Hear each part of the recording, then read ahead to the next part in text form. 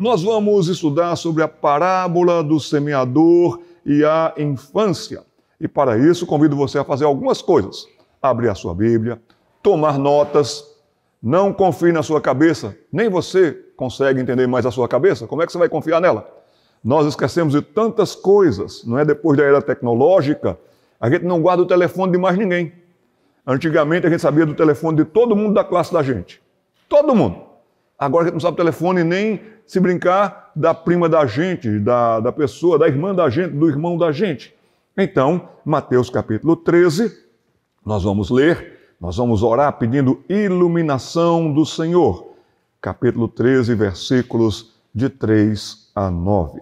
E de muitas coisas lhe falou por parábolas, e dizia: eis que o semeador saiu a semear, e ao semear, uma parte caiu à beira do caminho, e vindo as aves a comeram. Outra parte caiu em solo rochoso, onde a terra era pouca, e logo nasceu, visto não ser profunda a terra. Saindo, porém, o sol a queimou, e porque não tinha raízes, secou-se. Outra caiu entre os espinhos, e os espinhos cresceram e a sufocaram. Outra, enfim, caiu em boa terra, e deu fruto, a 100, a 60 e a 30 por um. Quem tem ouvidos para ouvir, ouça. Amém. Vamos orar? Senhor, obrigado por essa tarde, obrigado por esse povo que se chama pelo seu nome, a quem o Senhor salvou, chamou, capacitou com dons, e nós queremos servir ao Senhor com alegria, como diz o Salmo 100. Para isso, estamos aqui reunidos essa tarde para trocarmos experiências, aprendermos uns com os outros, orarmos uns com os outros e reconhecermos que é grande a tarefa. Jamais conseguiríamos por nós mesmos, mas pelo Senhor, pela sua graça, com o seu poder, com a sua bondade derramada em nossos corações. O Senhor é tão bondoso que nos usa.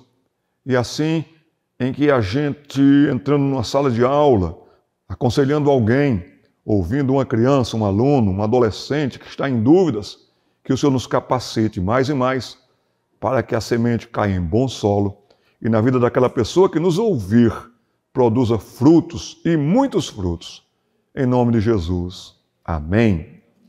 Parábola do semeador, você conhece bem, você já ensinou sobre essa parábola, já ouviu sermões sobre essa parábola. Farei uma abordagem aqui, uma abertura, depois poderemos trocar experiências. Afinal de contas, eu sou um colecionador de experiências.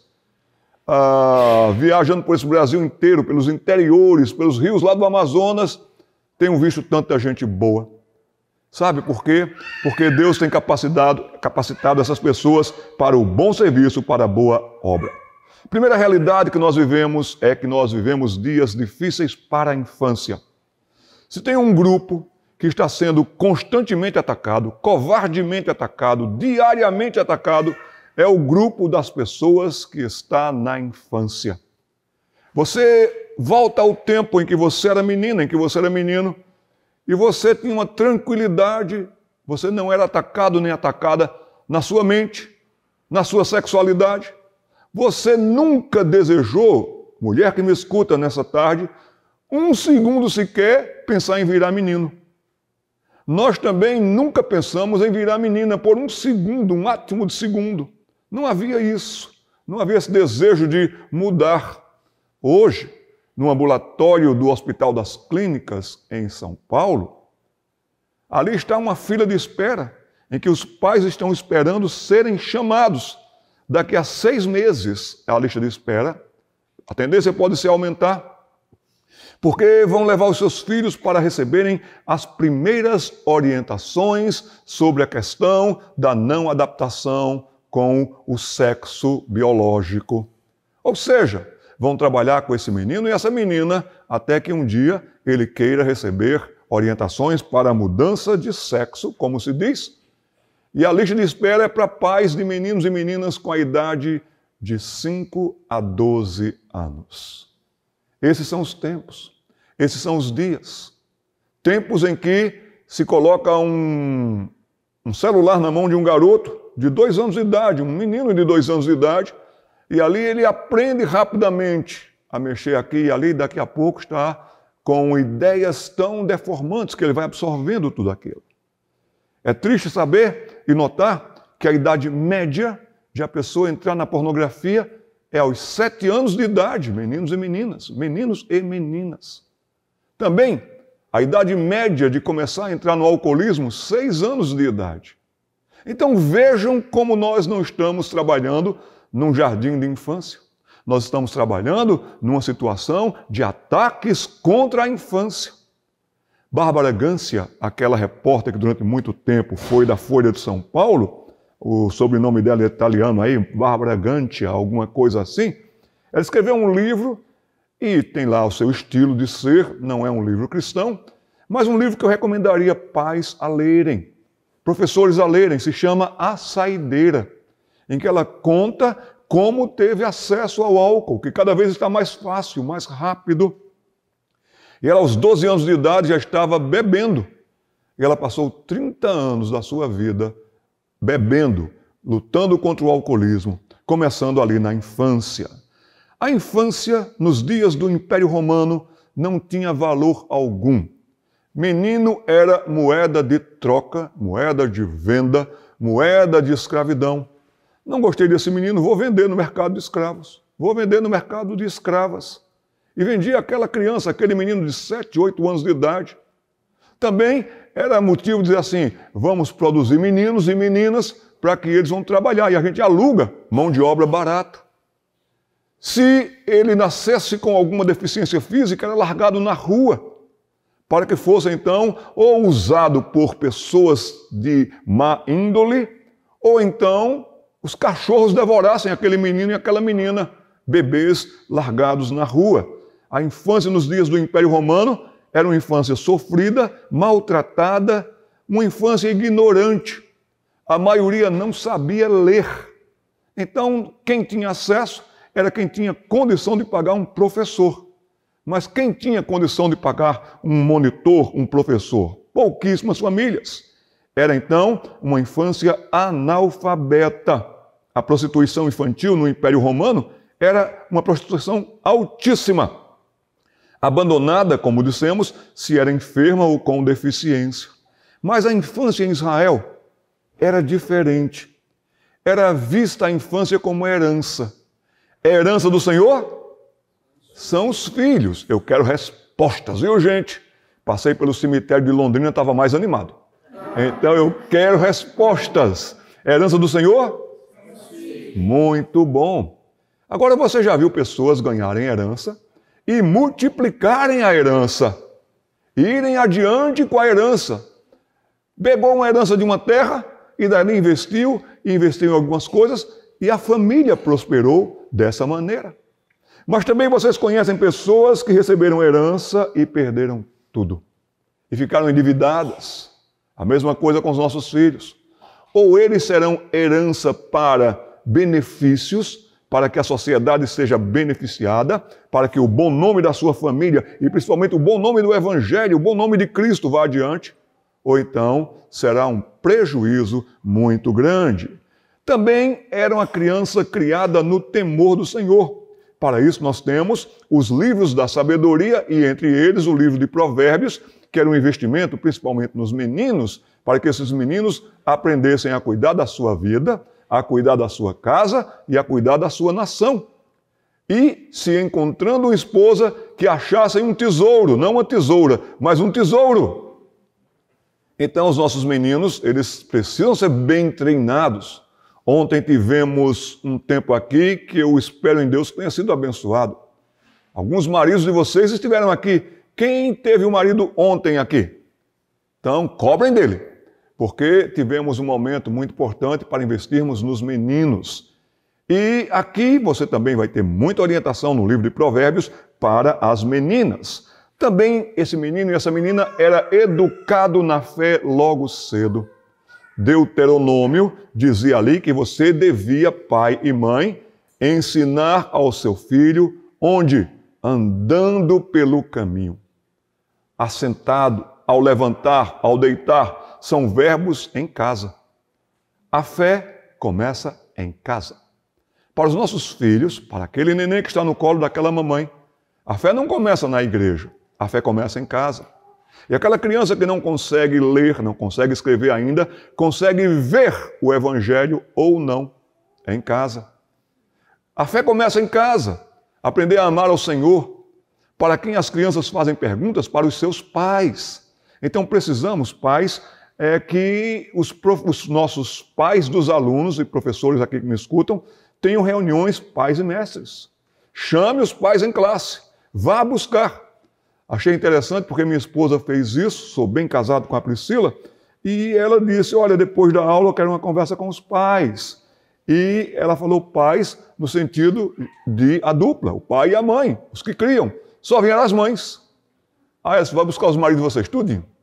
Aí trouxe os maridos, ela teve uma conversa com os homens. Os homens estão como que se ausentando, viu gente? Muitos deles tirando o corpo fora. Eles estão dizendo, não, mulher, vai lá, depois tu me contas, tu me passas. Não, nada disso.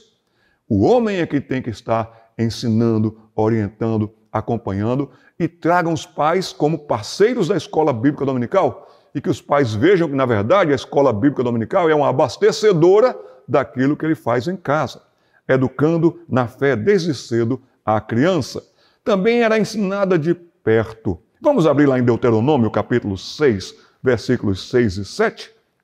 Deuteronômio, capítulo 6, versículos 6 e 7. Amo esse texto. Nos diz assim, capítulo 6, versículos 6 e 7.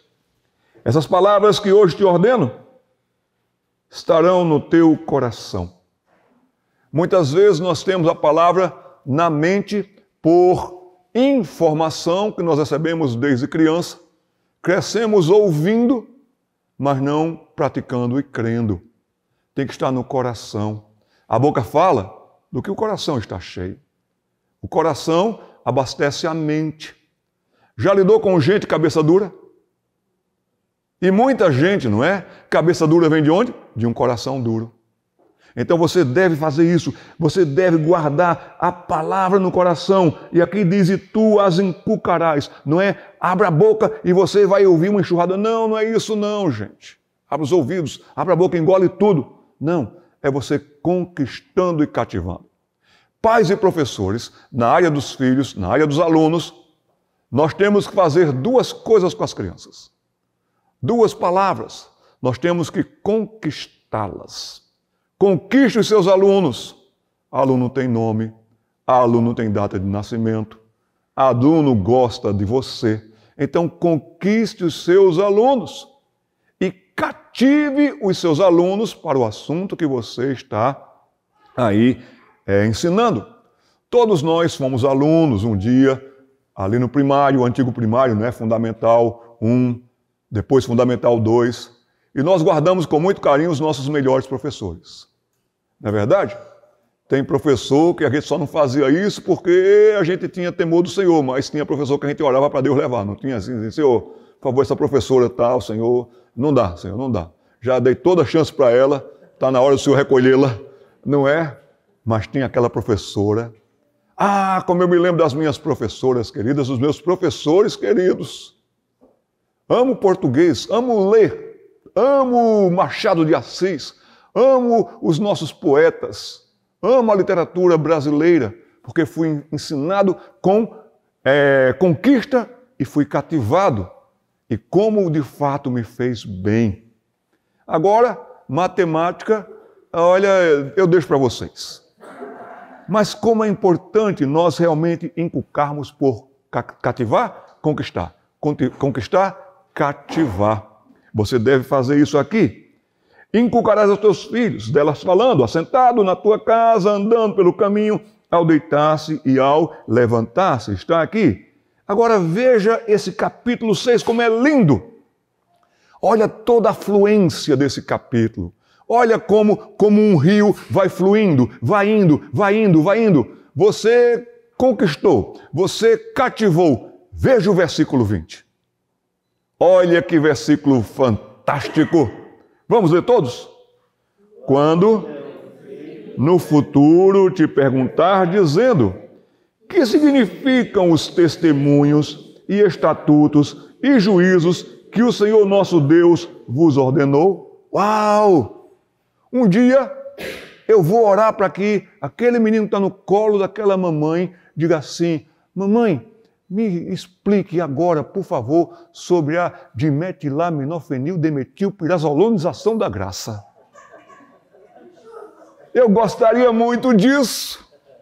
Era a receita do Cibalena essa antes, viu, gente? Quando o teu filho, se você conquistar, se você cativar, se você passar a inculcar, um dia vai ter esse quando. Mãe, por que isso? Mãe, para que isso? Mãe, de qual jeito? Pai, como é que é isso? Quando ele te perguntar dizendo, ele quer razão, ele quer sentido, coloque ao lado desse versículo 1 Pedro 3,15. 1 Pedro 3,15 diz que para mim e para você, nós devemos estar sempre preparados para todos que pedirem razão. A palavra ali é a palavra que diz assim, pensamento lógico, pensamento analítico, da esperança que nós temos, que há em vós. E aqui vai dizendo que significam. Mãe, pai, o que significa a fé? Mãe, pai, o que significa seguir a Jesus Cristo? Mãe, pai, por que crianças fazem perguntas? Sabe quantas perguntas uma criança é capaz de fazer por dia? Uma criança é capaz de fazer por dia 300 perguntas por dia. Que fantástico, não? Eu sei que você tem uma sobrinha que faz umas 700. Agora, como é que a criança faz perguntas? As crianças fazem perguntas se instigadas, se despertadas à curiosidade. Quero contar uma história para vocês. Vocês gostam de histórias? Esse sim está muito, o cemitério daqui estava mais animado. Vocês gostam de histórias? Oh, que coisa boa, que coisa boa. Um dia, João estava caminhando, quando de repente, ninguém vai perguntar o que aconteceu? E daí? Opa, e daí? E daí? Um cachorro bravo apareceu e saiu correndo atrás de João, e João saiu correndo, e o cachorro atrás, e João saiu correndo, e o cachorro atrás. E daí, João subiu numa goiabeira e o cachorro ficou lá rosnando para João. E João preocupado, e agora, como é que eu vou descer daqui? Quando é que eu vou descer daqui? Quando, de repente, um aroma maravilhoso encheu as narinas de João. Quando João se virou,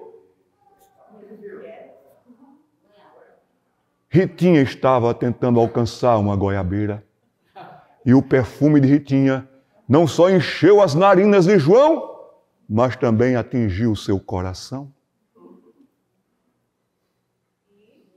E daí, João perguntou, posso atender-te, ó digníssima donzela? Porque Ritinha estava querendo pegar uma goiaba, mas não conseguia. Ritinha disse, ó jovem mancebo, eu não consigo pegar essa goiaba. E João disse, isso não é problema. E João foi lá e conseguiu pegar aquela goiaba. E João esfregou a goiaba e entregou a goiaba com todo o seu amor para Ritinha. O cachorro desistiu. E foi embora. João desceu. Conseguiu segurar na mão de Ritinha pela primeira vez. Trocaram telefones. Naquele tempo era telefone fixo. O tempo passou. E começaram a namorar. E esse namoro foi rendendo. E noivaram. E um dia marcaram a data do casamento. A igreja cheia. Você está imaginando aquela igreja bonita. Flores, cheiro de jasmim. E então o pastor perguntou, João, você aceita Ritinha como sua legítima esposa? Sim! A mesma coisa para a Ritinha pergunta, sim! E sabe o que aconteceu no casamento do João? Quem entrou com as alianças foi o cachorro. Gente, histórias marcam. A maneira de contar cativar. Então aqui está dizendo para a gente, quando o teu aluno te perguntar, quando o teu filho te perguntar, porque da maneira como você vai conduzindo aquele menino, aquela menina, ele vai perguntar. E a fé infantil é linda, a fé infantil chega, a fé infantil preenche, a fé infantil marca. O que acontece com a fé infantil? Anotem aí. A criança crê. A criança crê em Jesus. Quantas pessoas creram em Jesus na infância? Se você ler biografias, você vai ver que pessoas de 5, 6 anos de idade, a nossa filha mais velha, que hoje está estudando doutorado em Química na França, creu em Jesus com 5 anos de idade. E continua crendo, perseverando. A criança crê. A criança confia. A criança ora. A criança confessa. Você fez alguma coisa errada? Sim, pai, sim, mãe, eu fiz. E não arruma desculpas, confessa. Cuidado com a palavra desculpa, viu, gente? Não, mas sabe o que foi, mãe? Sabe o que foi, pai? Sabe o que foi, professor? Não, patrão, sabe o que é? Nós somos muito ruins de desculpas. Cuidado, porque a sonoridade da palavra desculpas se transforma em desculpas. A criança confessa, eu fiz.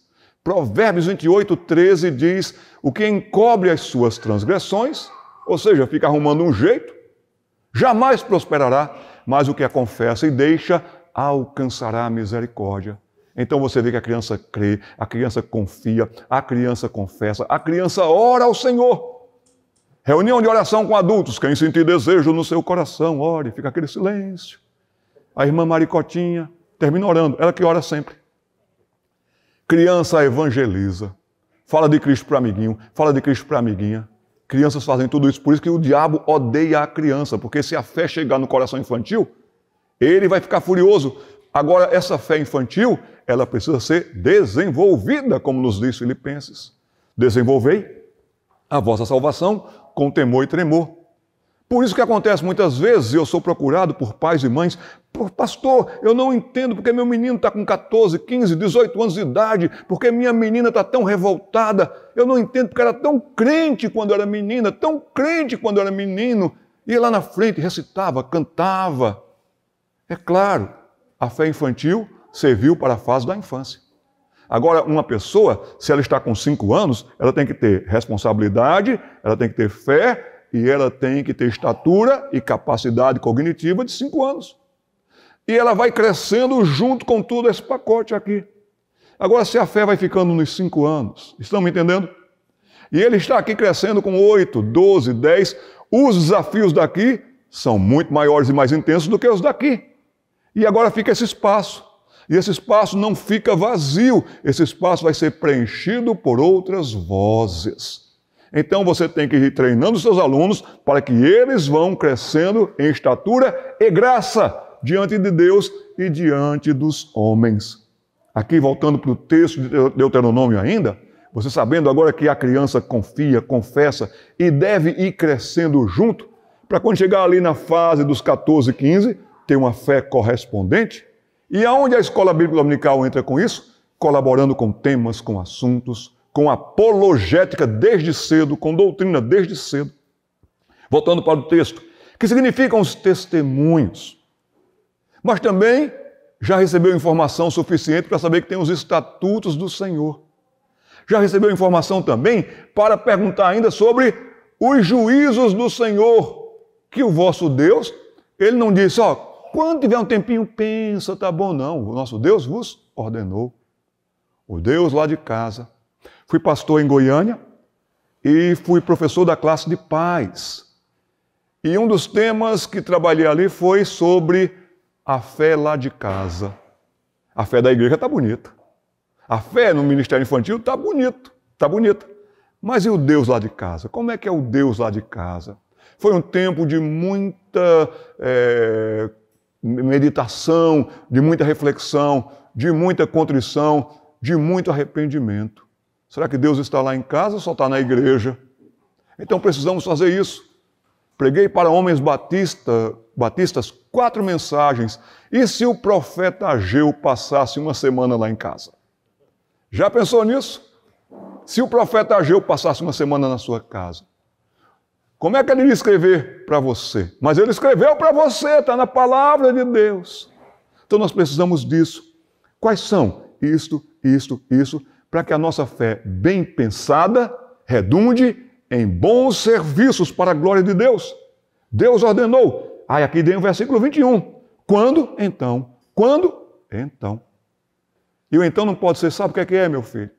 Ah, meu filho, vai perguntar lá para o Hildo. Ah, meu filho, consulta o pastor Glênio Paranaguá. Aquele menino, aquela menina não vai fazer isso. E se você não respondeu, você frustrou. Você decepcionou. Então, não sabendo, tome nota, leve a sério e responda.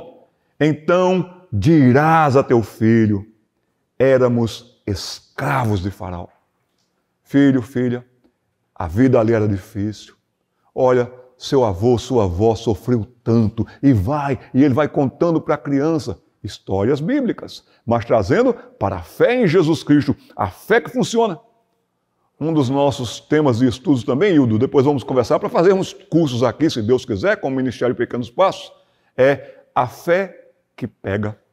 Porque tem fé que pega e infelizmente tem fé que não pega, né, gente? Éramos escravos no Egito, porém, gente, leiam a Bíblia com alegria, porque nós também éramos escravos no Egito desse mundo, do faraó de Londrina. Nós estávamos perdidos, sem esperanças, porém, o Senhor de lá nos tirou com poderosa mão. Ali eu trouxe um livro que conta a história do acampamento Palavra da Vida Nordeste. Até tem a história do Augusto Nicodemos ali também, como foi importante esse ministério para ele. Ali nós mostramos um apanhado de como Deus agiu para salvar pecadores lá em Pernambuco.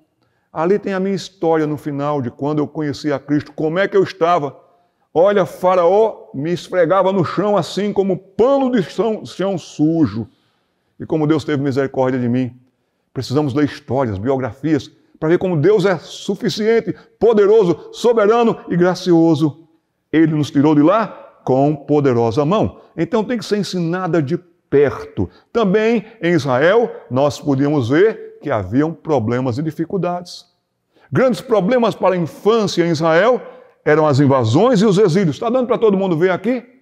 Tá, eu estou achando que está assim um pouquinho torto para lá. Não? Está tudo bem? Vinham as invasões, vinham os exílios, porque o povo ia se desviando de Deus. E as crianças terminavam indo junto. Não tinha como. Pais e professores que me escutam nesta tarde, façam uma campanha forte para resgatar a Escola Bíblica Dominical presente. Presente nos corações. A nossa maior segurança, a nossa maior firmeza em conhecimento, Escola Bíblica Dominical. O que você sabe de Bíblia hoje, o que você consegue abrir a Bíblia hoje, localizar-se na Bíblia hoje, você deve, à graça de Deus, à Escola Bíblica Dominical. Foi quando você aprendeu a manusear a palavra para cá, para lá, saber quem era, saber onde estava, que situação, que contexto. Agora os pais estão numa a dizer assim, não, sabe o que é? Aquele famoso sabe o que é? Sei não. Eu sei o que vai ser, como consequência de você tirar os seus filhos da Escola Bíblica Dominical. Então falem com seus pais, vão visitá-los em casa. Você, esposa, vai com seu marido lá, ou vai com a equipe da igreja, do departamento infantil. Façam uma ronda nas casas dos pais que não estão trazendo seus filhos. Digam para eles, olha, se vocês não levarem seus filhos para a escola, o conselho tutelar vem aqui. Agora saiba de uma coisa, um dia vocês vão prestar contas a Deus de vocês terem tirado os seus filhos da escola que forma para a vida. Então façam campanhas, tragam seus alunos de volta. Mas tinham as invasões em Israel, os exílios, porque o povo ia se afastando tanto que o exílio acontecia. Hoje tem tanta gente afastada, tanta gente preguiçosa, escolhendo o culto. Só vou à noite, só vou de manhã. Privilégio vir de manhã, privilégio vir à noite. Aí vem as invasões. Internet, celular, amigos na escola. Sabe qual é um dos maiores problemas dos seus alunos e filhos com idade ali no ensino médio? Eu não sou a melhor pessoa para falar desse termo, mas vou me esforçar ao máximo. É a influência capilar. É isso mesmo, tem a ver com o cabelo. A influência capilar é porque um fio de cabelo está tão perto do outro, que já deve ter acontecido com você. Você quis arrancar um fio de cabelo, arrancou foi o outro, que estava perto. É tão perto isso. É aquele amiguinho, aquela amiguinha que já vai começar a desencaminhar. Já vai começar a apresentar ideias, propostas. Então, as invasões virão para as mentes dos nossos meninos e meninas logo cedo. Quantos aqui os filhos já saíram de casa? Levante a mão. Eu acho que mais gente, sabe por quê? Seu filho aqui, quantos já têm os filhos que já foram para o jardim da infância e já estão em classe mais adiantada? Quantos já tiveram seus filhos no jardim da infância? Levante as mãos. Seu filho já saiu de casa quando foi para o jardim da infância. A gente pensa que sair de casa é quando for estudar lá em Curitiba, lá em São Paulo, na faculdade. Aí vai sair de casa para mais distante. Mas sair de casa, já saiu de casa para o jardim da infância, aqueles que estudaram no jardim da infância. Aí vem as invasões de todos os jeitos. Na parábola que Jesus nos contou, uma invasão de pássaros. Na parábola que Jesus nos contou, uma invasão de espinhos. Nossos meninos e meninas serão pessoas que estarão sempre à mercê de alguma invasão ou de exílios. Os pais que não correspondem em casa, esses meninos vão ficando como que exilados. Esses meninos vão se sentir melhor e mais confortáveis na casa do amiguinho, da amiguinha, do que na própria casa. Os exílios virão para arrasar com a infância. Povo de fora, presença marcante, influências. No tempo de Jeremias, por exemplo, estava se anunciando que haveria o exílio para a Babilônia. A Babilônia viria. E sabe que uma parte de jovens amou isso? Uau, a Babilônia vai vir! Mas na Babilônia eu ouvi dizer que lá tem isso, faz isso, acontece isso. Então, quando a gente for invadido pela Babilônia, vai ser bom, vai ser a maravilha, vai ser tudo isso. Estavam encantados com este exílio para a Babilônia porque tinha presença marcante, influências. Não sabiam o que iria acontecer com eles. Muitos nunca mais voltaram do exílio. Costumes também de invasões na mente dos nossos filhos. Misturas. As crianças de Israel, voltando agora para o nosso tema aqui, as crianças de Israel conviveram, muitas delas nos dias de Jesus, com Decápolis, 10 cidades. Onde Jesus mais expulsou demônios foi na região de Decápolis. E agora aqueles meninos e meninas judeus, passavam por ali e viam que Roma tinha colocado 10 cidades bem pertinho deles para conviver com eles. E eles ficavam vendo esse efeito capilar. E sempre saúde a gente não passa para os outros, mas enfermidade a gente passa para os outros. E havia a Galileia, chamada até nos dias de Galileia dos gentios, um tempo fora, e lá fora, tantas vezes, quantas más influências. Hoje é possível que um menino esteja fora de casa, uma menina esteja fora de casa de 8 a 10 horas por dia. Tempo fora. Tem acontecido muito isso. E os jovens da Babilônia, muitos judeus amaram. Eu vou ser como um jovem da Babilônia. Estamos convivendo com a juventude nos nossos dias, batistas, presbiterianos, metodistas, congregacionais, aonde a gente vê um comportamento mundanizado. Rapazes e moças com conversas mundanizadas, vestimentas mundanizadas, palavrão na boca, comportamentos, atitudes, tudo isso nós temos visto. Então, esses jovens da Babilônia, muitos amaram se meter com eles, conviver com eles, e muitos terminaram ficando ali na Babilônia. Há uma estatística, a Palavra da Vida tem essa estatística de que cerca de 60% dos filhos dos crentes perderão a fé assim que entrarem na universidade. Mas já está acontecendo até no ensino médio. Então veja como é importante a fé em casa e a fé na escola bíblica dominical. O contar as histórias bíblicas, o também trazer apologética. Eu amo a ABU, Aliança Bíblica Universitária, que atua muito com o Ministério de Evangelismo e Edificação nas universidades. Mas o lema da ABU é fé que pensa, razão que crer. Isso deve ser já a sua oração, professor e professor no departamento infantil da mais tenra idade, que os meus alunos tenham a fé que pensam. Alguém pode ler para a gente Salmo 119, versículo 99? E se alguém puder trazer um cafezinho para esse pastor, vai ganhar uma pedrinha no galardão. Salmo 119, sem açúcar, só o café mesmo.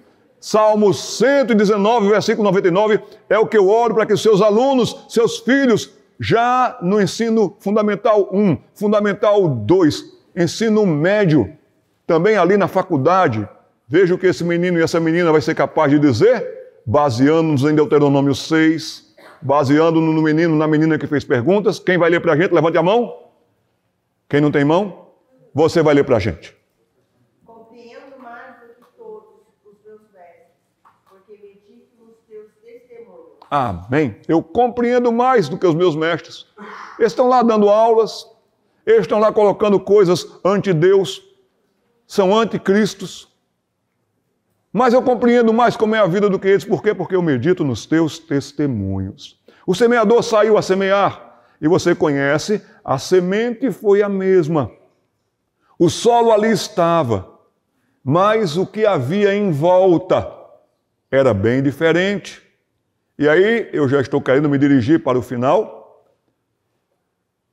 Esse solo, a semente nesses solos, ela sofreu ataque. Ataques. Nossos meninos e meninas são atacados todos os dias. Problemas para essa geração de crianças. Em primeiro lugar, os pássaros.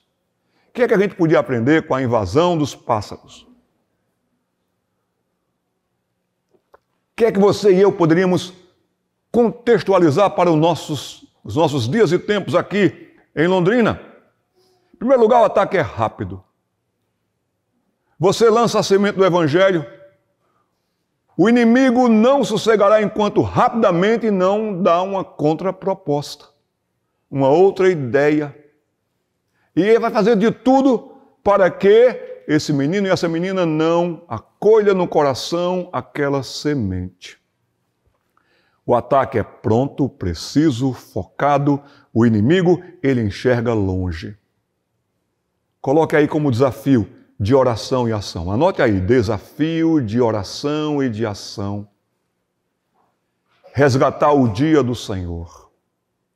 O dia do Senhor é muito mais do que se levantar, trocar de roupa, ir para a igreja, comer macarrão na casa da sogra, voltar, assistir o Corinthians perder. Não, o dia do Senhor é muito mais do que você imagina. É um dia em que você tem de gratidão para a semana que passou e de oração e de expectativa para a semana que vem pela frente. É o tempo de ir desacelerando.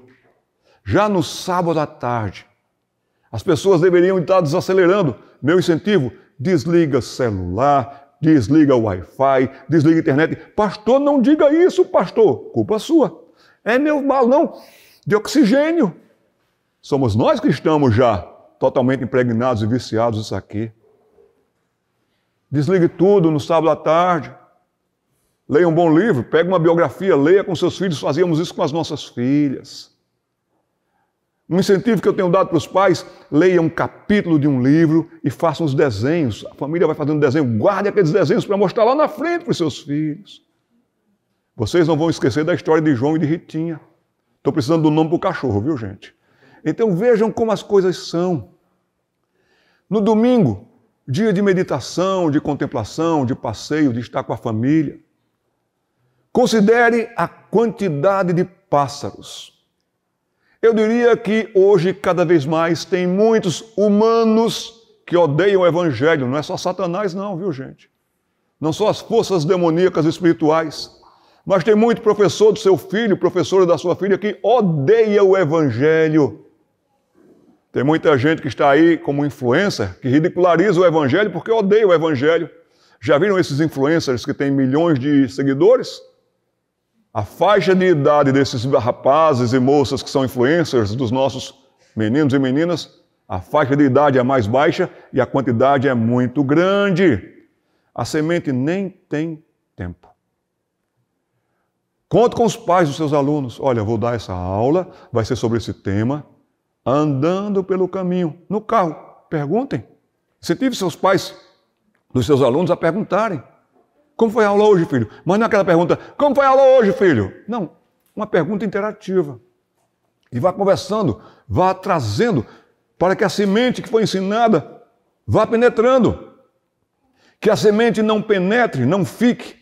É o objetivo do presente século e de Satanás.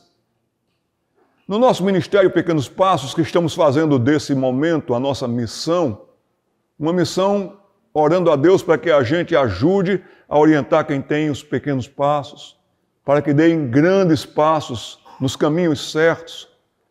Eu diria que a nossa missão é a missão mais perto que existe. É dentro da sua casa. É com seus filhos. A nossa missão tem um campo missionário vastíssimo. Filhos de crentes. A pessoa que me levou a Cristo, Jorge Tais, na noite que ele pregou, e eu não esqueci nunca, ele falou ali, porque filho de crentes. Eita, eu sou filho de crente, eu sou filho de crente. Quantos aqui são filhos de crentes? Impressionante ser filho de crente. Já mamou na base do foi na cruz. Foi na cruz, foi na cruz. Já mamou assim, não é? Mas filho de crente, Jorge Tais disse, filho de crente muitas vezes cretino é. Sabe muito, mas não crê. Ouve muito, mas não segue. Então, nosso ministério é evangelizar filhos de crentes para que eles se tornem filhos de Deus. Coloca aí como alvo das suas aulas, João capítulo 1, versículo 12. Alvo das minhas aulas, mas a todos quantos o receberam, Deus lhe deu o privilégio de se tornarem filhos de Deus, a saber, aos que creem no seu nome. Então, o objetivo de Satanás é que esses meninos e meninas não creiam. E aqui, logo que vem essa figurinha aqui embaixo, não sei se vai dar para vocês verem, está aqui embaixo. Ficou tão bonitinha, mas eu não posso arrancar aqui a tampa do computador. A semente caiu ali, o passarinho já foi logo e engoliu. Quem está aqui desse lado viu. Vocês, problema de vocês. É tão séria essa questão de que os ataques humanos contra a fé infantil, que James Lindsay escreveu esse livro, A Marxificação da Educação. E esse norte-americano está dizendo aqui, o Paulo Freire, comentando sobre Paulo Freire, com a sua influência toda marxista na evolução, na educação, está aqui mostrando como ele tem feito. Esse sistema tem chegado na educação. Solo rochoso, versículos 5 e 6 do capítulo 13. Outra semente caiu em solo rochoso. Até saiu alguma coisinha, até viu-se alguma coisinha, mas quando o sol veio ali, vocês sabem da parábola, terra pouca. Terra pouca, vamos trabalhar com pouco? Pouco pai, pouca mãe, pouco pastor na vida desse menino. Pouco pai. Homens que me escutam. Falei isso para os homens que estavam me escutando ontem aqui. Se tem uma coisa que marca o menino e marca a menina para com o homem, para com o pai, é que eles têm admiração pelo pai. Eles honram o pai. Eles têm essa alegria. Meu pai, é meu pai. Mas se esse homem não corresponde, duas coisas. O que seria admiração e o que seria honra a esse homem se transformam em duas coisas perigosíssimas. Decepção e frustração. Mas também pode acontecer com a mãe, decepção e frustração. Sabe que os pastores, eles não têm tempo para as crianças. Tem pastores que não vão ao departamento infantil. Tem pastores que não sabem nem aonde está o departamento infantil da igreja. E aquele menino vai dizer assim, é o pastor do meu pai, é o pastor da minha mãe. Eu durante muito tempo falava da igreja da minha mãe, do pastor da minha mãe, das pessoas da igreja da minha mãe, porque não era a minha igreja. Importante nós termos a presença do pai, mas também o solo rochoso, a dureza ou as durezas dos relacionamentos. Um homem que distrata a sua esposa em casa e ele vê. E a menininha vê. E diz assim, esse meu pai lidera o departamento tal na igreja, mas veja como é que ele trata a minha mãe. A minha mãe tem atenção para com todo mundo da igreja, mas distrata o meu pai. O evangelho é para ser visto em casa. Amanhã eu vou estar pregando na igreja que Deus permitiu vocês frequentarem. Vamos orar para que a mensagem chegue ao coração dos pais, que chegue aos nossos corações também. Mas as igrejas estão perdendo o relacionamento. Antigamente a gente sabia para o bem e para o mal da vida de todo mundo na igreja. Aí Deus trabalhava no coração da gente, a gente ia diminuindo o mal e ia trabalhando com o bem. Mas sabe aquele irmão que sentava naquele banco? Aquele banco era do irmão, é da irmã. Aquela família. Nós perdemos o relacionamento, nós não conversamos mais. Se chegamos na igreja, todo mundo saca o seu celular e fica mexendo no celular. Aí quando o pastor está dando o início, aí quando a pessoa vai desligando o celular, os relacionamentos vão ficando duros, difíceis. Sementes que não criam raízes é o objetivo de Satanás. Que até ouçam. Faço uma pergunta para vocês nesta tarde. Que horas terminamos aqui, meu irmão Hildo? Se eu ficar à vontade, até às 11. Eu vou tentar parar 1 minuto antes das 4. Fazer uma pergunta, eu quero que você levante a mão. Agora não é levantar a mão na altura do umbigo. É levantar a mão mesmo. Preparados? Pergunta! Quem aqui nesse ambiente entrou com as suas orelhas? Eu amo fazer essa pergunta porque eu vejo os rostos de vocês. Claro que eu entrei com as orelhas aqui. No texto que nós lemos hoje, tem algo importante para a gente.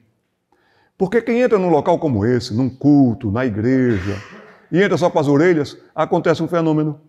Entra aqui, sai aqui. Segunda-feira você ouviu o sermão. No domingo você ouviu o sermão. Segunda-feira você encontrou aquela irmã na rua que não pôde vir à igreja, teve que ajudar alguém aí ao hospital. Fulano, eu não fui à igreja. O pastor pregou sobre o quê? Domingo à noite ele pregou. Segunda, 9 horas da manhã, foi a pergunta que fizeram para você, gente. Parece aquele mosquito chegando perto de você. Por isso que Jesus Cristo diz, quem tem ouvidos para ouvir, ouça. Eu acho que Deus nos trouxe aqui, todos nós, para falar aos nossos ouvidos.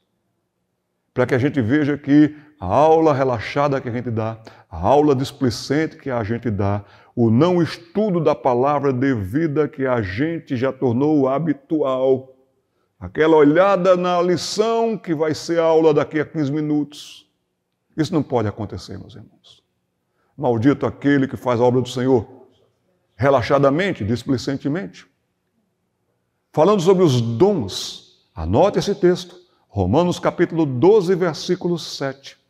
Romanos capítulo 12, versículo 7, lhe diz ali e me diz sobre a questão dos dons. E o que ensina, esmere-se no fazê-lo. Quando começa a sua melhor aula do domingo? A sua melhor aula do domingo começa na segunda-feira anterior. Com oração, com pesquisas, com estudos. 60% dos filhos dos crentes se desviarão na faculdade. Olhem para esse cartaz aqui, para esse slide aqui. Ah, pastor, mas crianças dão trabalho. Pastor, na minha classe parece que todo mundo mamou na teta da onça, pastor. Eu tenho um aluno que se ele descer ali, as capivaras saem tudo nadando. Com medo, fugindo. Ninguém aqui presente está preparado para a encarada dessa menina. Envergou a cara, encarou para você. Aqui tem uma mistura de onça com cascavel, viu, gente? 8 aninhos. Pastor, criança dá um trabalho sim. Mas você ainda não viu nada, espere só ela ficar adulta do jeito que está crescendo. Sabe onde está o melhor departamento infantil da sua igreja? O melhor departamento infantil da sua igreja não está nas salas. O melhor departamento infantil da sua igreja está no púlpito. Pastores, preguem a palavra de Deus. Pastores, chamem esses homens à responsabilidade, chamem essas mulheres à responsabilidade, senão vocês vão perder os seus filhos, os seus ouvintes, as suas ovelhas. E a palavra de Deus é poderosa, penetrante. A palavra de Deus é eficaz. Recém-casado, trabalhava na FEBEM, recebi meu 13º salário. Poxa vida, eu trabalho com tanto ladrão, eu mereço um prêmio. não é? Na inexperiência. Morávamos numa decidona, aqui embaixo tinha um supermercado. Peguei uma parte do salário e disse, só minha esposa e eu, vou fazer aqui uma compra boa. E desci para o mercado. Passei na loja, na parte dos frios. Tinha lá um iogurte. Eu gostava daquele iogurte. O verbo é esse. Olhei, o preço estava até bom. Comprei uma bandeja com 12. Coloquei no carrinho. Andei 5 passos, o arrependimento veio ao meu coração. Eu estou com dinheiro. É um produto bom. Me arrependi e voltei. Peguei mais 12. Antes de chegar no caixa, o arrependimento foi mais forte ainda. Voltei e peguei mais 12. Subi aquela ladeira toda com aquelas compras, chegando em casa, orando e torcendo para já abrir o iogurte. E a minha esposa se assustou. Menino, por que tanto iogurte? Todo homem disse, mas estava baratinho, estava bom, preço bom. A minha esposa disse, mas vence amanhã. Comi iogurte o dia todo. Olhe para a sua Bíblia. Uma coisa que eu quero dizer para vocês, viu, pais? Professores, nada de Bíblia no celular na igreja. Nada de Bíblia no celular na classe. A Bíblia no papel. Ensine seus filhos a abrirem esse texto, correrem os olhos nesse texto. Você pode dizer assim, o pastor pregou ontem aqui em Jó capítulo 12, seus olhos, seu cérebro já marcou e fotografou a geografia da Bíblia, onde estava aquele texto, você esqueceu, você correu, aqui você achou. A tela do celular não tem isso. Então, nada de Bíblia no celular.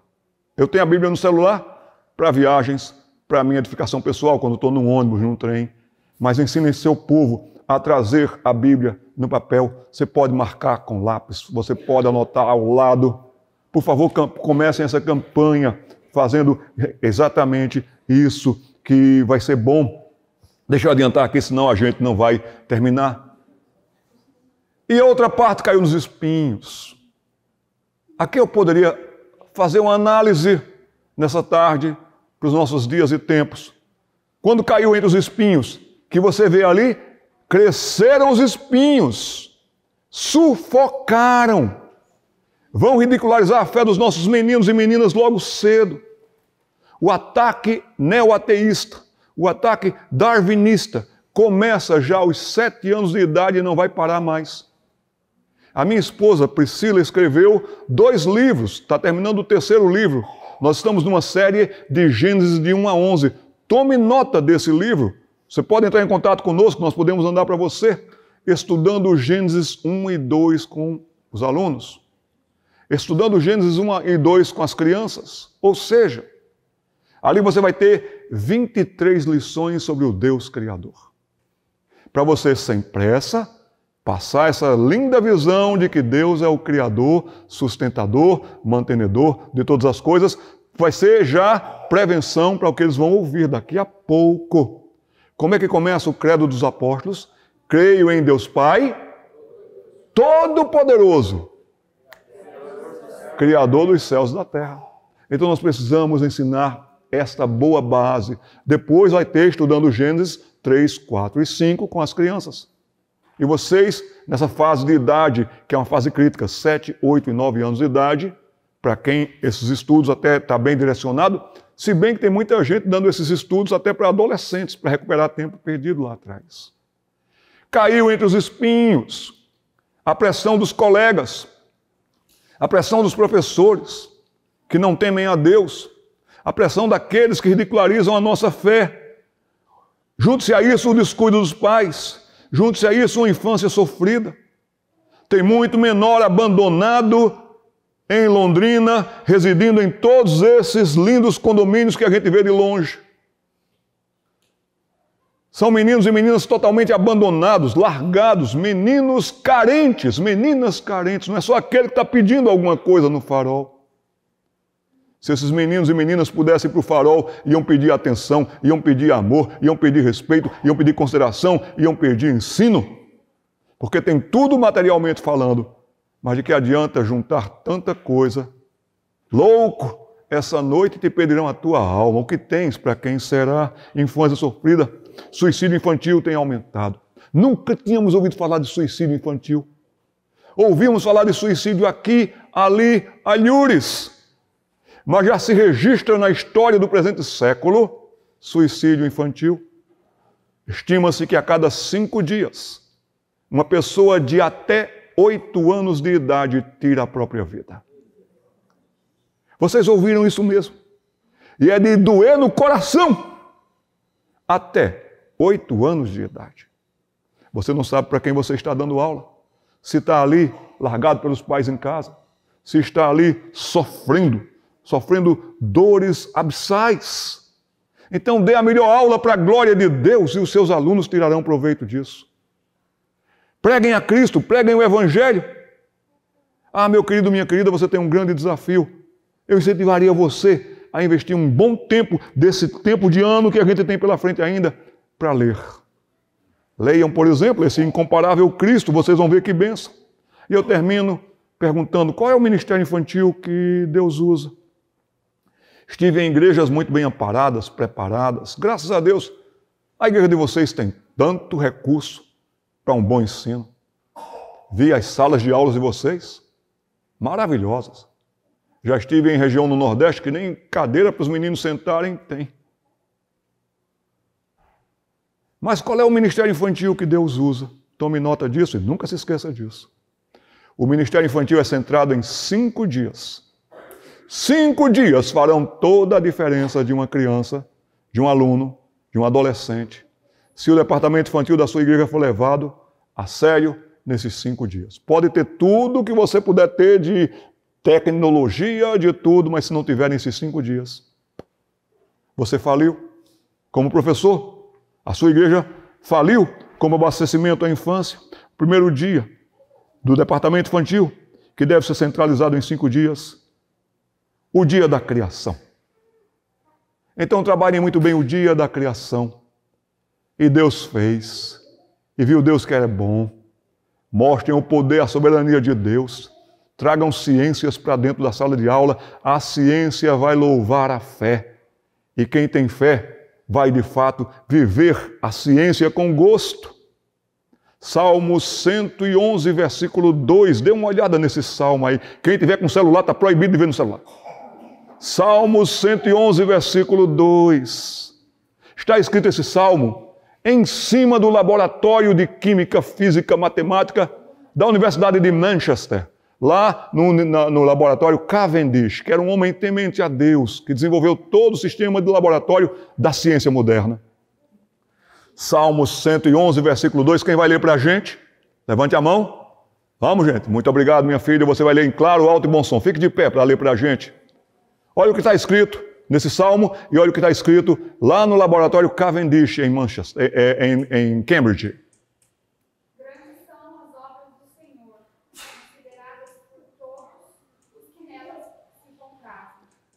Eu me comprazo na biologia, grandes são as obras do Senhor. Eu me comprazo em matemática, como o universo está cheio de matemática. Eu me comprazo em química, como o Evangelho, ele marca a química, a digital de Deus. Me emocionei agora porque me lembrei do meu grande amigo Adalto Lourenço.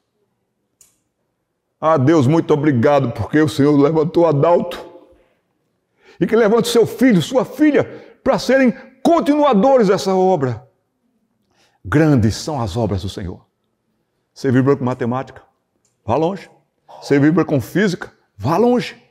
Quanto mais longe você for, mais você verá como a sua fé será aquecida.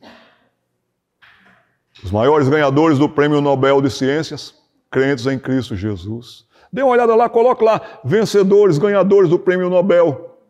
E você vai ver que a maioria é cristã e a maioria leva a palavra de Deus a sério. 70% a mais de pessoas que confessam o nome do Senhor. A criação. Os céus proclamam? Então, meus irmãos, vir para um local como esse é você ver a glória de Deus em cada parte, em cada folha, em cada pássaro, em cada planta, em cada formiguinha. Vá fazer uma formiguinha para você ver que trabalho dá. Só colocar, tente colocar o coraçãozinho da formiga dentro dela para você ver. Grandes são as obras de Deus. A criação. Importante começar bem. Segundo dia muito importante do departamento infantil é a queda. E houve a queda no tempo e no espaço. E os homens se rebelaram contra Deus. Preferiram ouvir outras vozes. Preferiram dar as costas para Deus. Preferiram ser iguais a Deus. Fogem de Deus, se escondem dele. A queda nos deformou, a queda nos matou. A queda nos tornou perigosíssimos. Não há justo aqui nesse ambiente. Com qualquer idade que seja, não há justo nenhum sequer, porque todos pecaram, todos carecem da glória de Deus. A queda, o pecado, todas as deformações de caráter. Eu não estou entendendo esse menino. O ano passado era um menino tão bom, esse ano é uma desgraça. É porque o Salmo 58, versículo 3, já dei uma olhada no Salmo 58, versículo 3. Desviam-se os ímpios desde a concepção. Quantos aqui já tiveram a alegria de ficarem grávidas? Levante a mão. Você estava grávida? Filhinho, que lindo. Mas ali dentro tinha um pecador com todo o potencial de impiedade. Um dia, a mãe de Hitler esteve grávida de uma criança.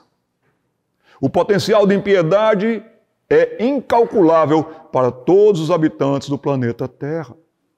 A queda. Terceiro dia importante para o departamento infantil, em que você tem que deixar bem claro a criação que aconteceu, a queda, como nos afastou de Deus, como nos trouxe uma situação de pecado e de misérias. Emanuel. O dia em que Emanuel nasceu. Emanuel significa Deus conosco. E um dia, numa noite, em Belém, ecoou o choro de uma criança perfeita. Emanuel, Deus conosco. Nasceu Jesus. A sua aula será uma aula perdida se não correr para Cristo, se não falar de Cristo para as crianças, se não falar da vinda do Salvador. O quarto dia mais importante no departamento infantil é o dia da cruz. O dia da cruz. Foi na cruz, foi na cruz.